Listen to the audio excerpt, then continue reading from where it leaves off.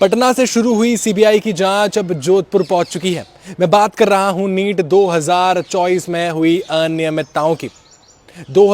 NEET 2024 में कई ऐसे कैंडिडेट्स थे जो डमी कैंडिडेट्स थे, यानी किसी और की जगह वो खुद परीक्षा देने बैठे थे और जिसकी जगह वो परीक्षा देने बैठे थे उनसे एक अच्छी खासी मोटी रकम ली गई थी।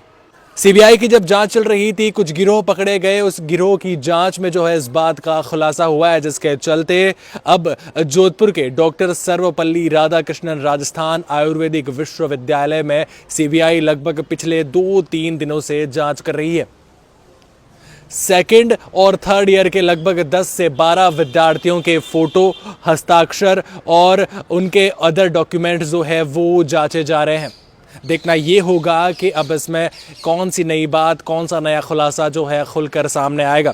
इस विश्वविद्यालय के कुलपति ने भी कहा है कि हाँ, सीबीआई की जांच जो है चल रही है और ये जांच जो है पटना से शुरू हुई थी, गिरोह पकड़ में आए और धीरे धीरे जब जांच आगे बढ़ी तो पता चला कि जोधपुर में भी ऐसे कई लोग हैं जो डमी कैंडिडेट्स बनकर बैठे थे।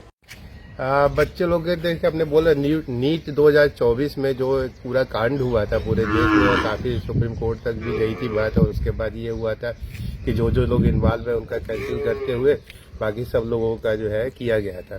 क्योंकि ये बहुत अपना ऑल इंडिया लेवल पे एग्जाम होता है, बहुत खर्चा होता है, बहुत सारे लोग इन्वॉल्व होते हैं, बहुत सारे बच्चों का कैरियर इशू होता है और इसमें इस तरह की एक्टिविटीज कोचिंग के माध्यम से लगभग होती है। कोचिंग वाले कैसे इन्वॉल्व होते हैं ये तो काफी कोशिश की गवर्नमेंट ने रोकने के लिए, लेकिन फिर भी अभी उसमें पूरे वो सफल नहीं हो पा रहे हैं। तो ये उस समय का केस था, जितने भी लोग जो भी केसेस में उनको मिलते जा रहे हैं क्लूज, और ये कोई गैंग पकड़ी गई है। उस गैंग की इन्फॉर्मेशन के आधार पर ये हुआ है कि हमारे यहाँ से भी बच्चे कुछ गए थे, दूसरी जगह जाके एग्जाम दे के आए हैं। तो चूंकि बायोमेट्रिक है इस समय, इसलिए पकड़ में आ जाते हैं बच्चे, कोई दिक्कत नहीं है। तो बायोमेट्रिक तो कुछ मैच की है ऐसा लग रहा है हमको, अदरवाइज तो यहाँ तक सीबीआई नहीं आती। अब दिल्ली से आई हुई है शायद, ऐसा हमें पता चला है कि वहाँ से कुछ इंक्वायरी आई है तो उसमें चल रही है इंक्वायरी। और बच्चों को लिए है कि मैसेज मेरा यही है इसमें कि इस तरह से एक्टिविटीज में नहीं इन्वॉल्व होना चाहिए। माँ बाप से भी मेरा रिक्वेस्ट है कि वो पैसे दे के बच्चों को इस तरह की एक्टिविटी में न इन्वॉल्व करें। क्योंकि कुछ ऐसे भी हमें इन्फॉर्मेशन मिली है कि जिनके पास पैसे होते हैं वो लोग किसी भी तरीके से कोशिश करते हैं। हमको अपना भी याद है क्योंकि हमारा भी एग्जाम जब हुआ था, हम जब खुद 83-84 में हमने एग्जाम दिया था, तो उस समय भी एक बार कैंसिल होकर दोबारा सीपीएमटी हुआ था।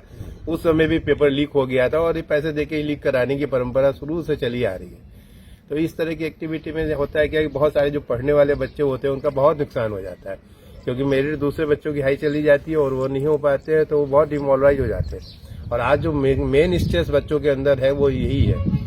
100 परसेंटाइल आने के बाद भी बच्चे सेलेक्ट ना हो पाए तो ये बहुत बड़ी बात हो जाती है हमारे लिए। तो हमारा सभी समाज के बंधुओं से रिक्वेस्ट है कि इस तरह के एक्टिविटी में न इन्वॉल्व हो और ज्यादा से ज्यादा अपने बच्चों को इस तरह से बनाए कि वो धरातल पर खड़े होकर, अपने पैरों पर खड़े होकर अपने स्वाभिमान के साथ जी सके। इस तरह से तो फिर कुछ जब पता चलता है तो बच्चे डिमोरलाइज ही होते हैं, इसमें कोई मतलब नहीं होता है। तो इस बात को ध्यान में रखना चाहिए हम सभी लोगों को। और ऐसी जानकारियों के लिए द खटक के साथ जुड़े रहिएगा।